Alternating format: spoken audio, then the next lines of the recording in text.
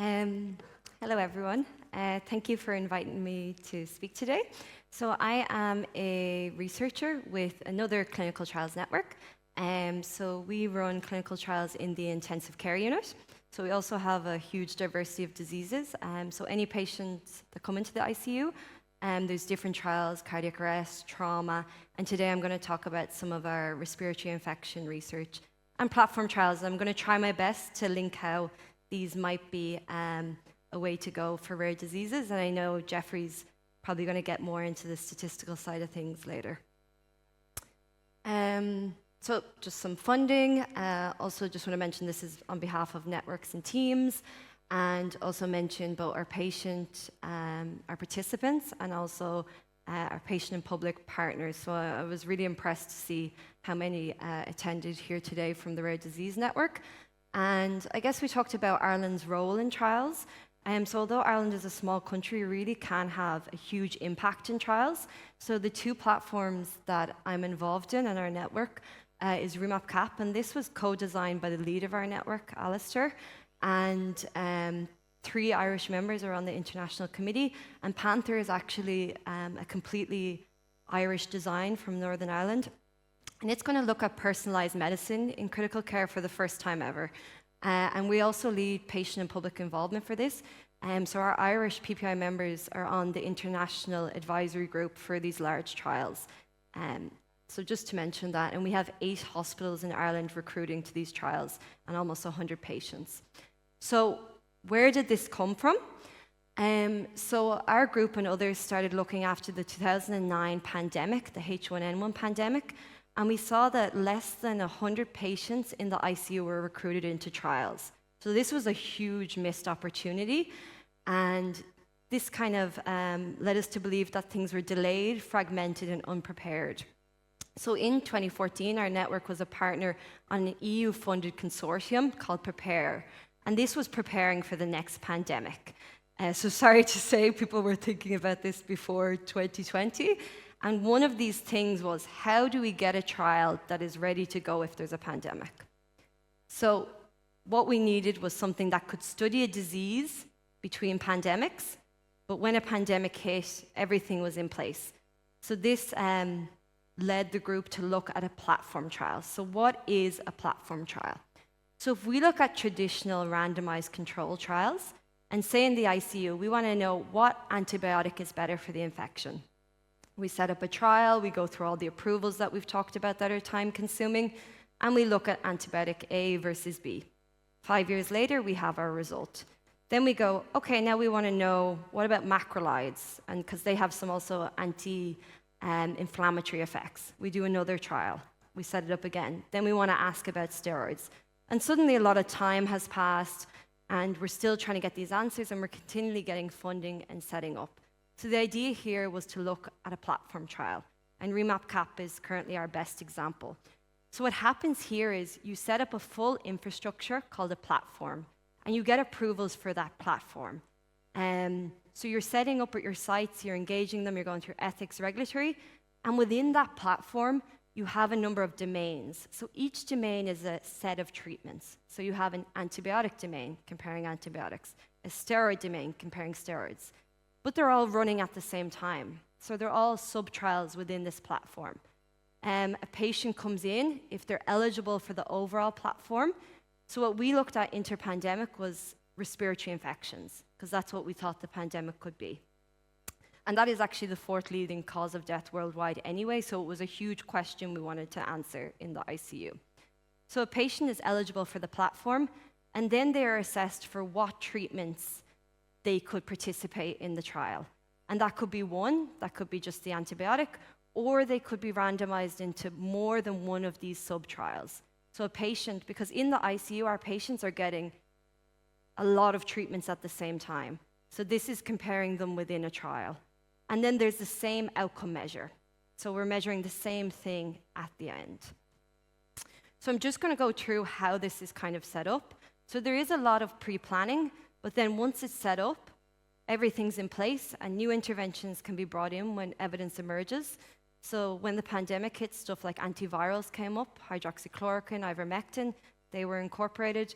When we got a result, that was then rapidly published and removed from the platform. So there's a continual adding and removal as you get more evidence. So there was a choice of what treatments to test first, and also developing the Bayesian model. So I'm going to explain that in a little bit in a minute. But first, like I mentioned, we were going to look at community-acquired pneumonia. And we got our first approval in Ireland in 2017. And 2020, we submitted an amendment for the pandemic, and we recruited a patient in Ireland within the first few weeks of the pandemic. So this trial also uses response adaptive randomization. So what does that mean? That means that you use the evidence of the trial so far, and if one treatment looks potentially better, slightly more patients go into the potentially better arm. So they have more of a chance of getting the better treatment. So these ratios of one-to-one randomization slightly change. Embedding, it was embedded within the care, so within our hospitals. Any patients that came in were screened through the electronic systems. As I mentioned, patients could be randomized to more than one treatment. So what this means is we could actually test within a single trial interactions between treatments that we can't normally assess. It also meant that the control arm that received the standard of care, that was the same control for each of the treatments. So there was this sharing that improved both your efficiency. Data collection was the same. We had a central data coordination center that received the data from all the countries and a statistical committee. If we look at the adaptation, so when we call an adaptive trial, what does that mean? So when you typically have your trial, you undertake a sample size. So this is you making a best guess of how many participants you need to enroll to be able to see if the treatment is effective or not. And we all know that a lot of the time, you reach the end of the trial and there's no difference, and people don't know if it's because that calculation was wrong. In this trial, you don't have a sample size. So you have Bayesian analysis. So that means that you continually analyze the data during the trial. So this is a bit more complex, but at regular intervals in the trial, the data is checked to see if there is a trigger for benefit, harm, or potentially no difference. And the sub-trial keeps continuing until a trigger is met. So that means once we know if it's beneficial or not, you stop the trial and you publish. If it's harmful, it's stopped, you publish, and then you can add in a new treatment that you need to test. And these are the triggers. So if it's more than 99% likely to be beneficial, it's considered superior. If it's less than 1% likely to do the best, it's harmful or not beneficial. And then you have if there is likely to be no effect between the treatments. And the other thing that happens is what we call borrowing and also probabilities, where you use the data accumulated in the trial to continually alter these probabilities, so that you're using the data you generate to inform your analysis. So there's all this learning that's going on in the background. So this trial, what happened? So this trial has currently enrolled 15,000 patients. 10,000 COVID-19 patients were included. And at its height, it was in 300 hospitals in 25 countries. So when you think of rare diseases where there's small numbers worldwide, this sort of trial that you could capture a lot of hospitals, and also that you can have that extra efficiency, not a set sample size. So a lot of the results came a lot earlier than a traditional sample size, so with a lot less patients, you have a lot more opportunities to explore treatments. So just briefly what it looked like. During community-acquired pneumonia for antibiotics, again, we talked about repurposing. So some of the treatments are repurposed, and some of them are things that doctors are doing in their everyday care. For example, in the ICU, we actually don't know which antibiotic is better, and it depends what clinician's on that week. So we actually compared the 4 antibiotics that were being used. Again, steroids, ventilation, and we also look at seasonal flu. So we're looking at antivirals, because actually the evidence for antivirals in the ICU is currently weak in the guidelines. So we don't actually know, but so many patients are getting this. Then what happened is COVID hit. So 2020, and we went to pandemic mode. So we had a pandemic appendix to the main protocol that was activated. And what did we start to look at? We looked at steroids. And these steroids were found to be beneficial in COVID-19 patients. And once this trial, these results came several months after the pandemic. There was also another trial in the UK recovery that found the same result. So 2 large trials found this, and that became standard of care for any patient in the ICU after that point. And we've looked back, and patients were continually getting steroids. Antivirals. We saw a lot of international leaders saying, you should take hydroxychloroquine, you should take lopinavir, you should take ivermectin. We found that lopinavir and hydroxychloroquine do not work, and if anything, they are probably harmful to our patients. Immune modulation. So this is a repurposed treatment. So you're talking about tocilizumab and sirolimus, which are autoimmune treatments. In the ICU, these saved lives and improved patient outcomes, including long-term outcomes, and then became again standard of care if they were available in hospitals. So then if we look at the REMAP-CAP trial to date, we have 16 different results in the space of 7 years, and we have 3 other results underway. And the other really nice thing about that is each country and each hospital decided what treatments they wanted to test. Once they had 2 treatments in an arm, and ideally the control, they could participate. So for example, we led the ivermectin domain, which was in Ireland, and India and Pakistan. So only 3 countries were interested, and actually 90% of the patients were recruited in India and Pakistan. So that shows how the trial also allowed different countries to test things of interest. And as you can see here, there's a good mix of things that just weren't effective or were beneficial or harmful. So if you look at beneficial is to the right, harmful is to the left, and the middle is not effective. And what also happened is we looked at vitamin C, because in the ICU there's been a big debate about high-dose vitamin C for patients. And what happened here is actually there was another platform trial in Canada, and they were looking at the same thing. So we combined our results with them to answer the question quicker. So the 2 trials became a multi-platform and published with more patients and had a result, and actually it was not beneficial, if not harmful.